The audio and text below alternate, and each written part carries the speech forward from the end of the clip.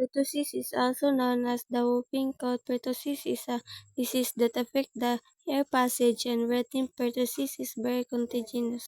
Whooping cough is caused by a type of bacteria called Bordetella pertussis. It spreads from person to person. People who have pertussis usually spread it without causing sneezing or breathing very close to someone.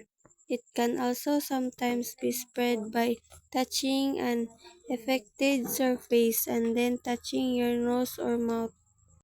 Signs and symptoms. Whooping cough may begin like a common cold, but unlike a cold, the coughing can last for weeks or months.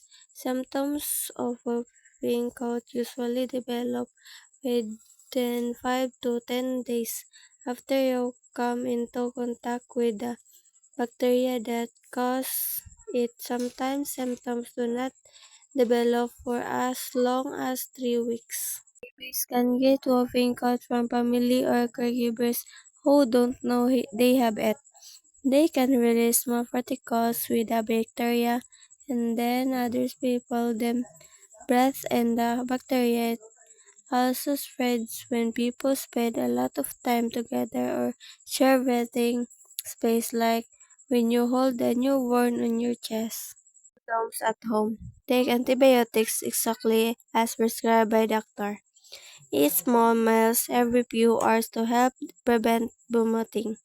Wash hands often with the soap and water for at least 20 seconds. Doctors and local health departments generally determine who should get preventive antibiotics for people exposed to whooping cough. CDC recommends preventive antibiotics only if they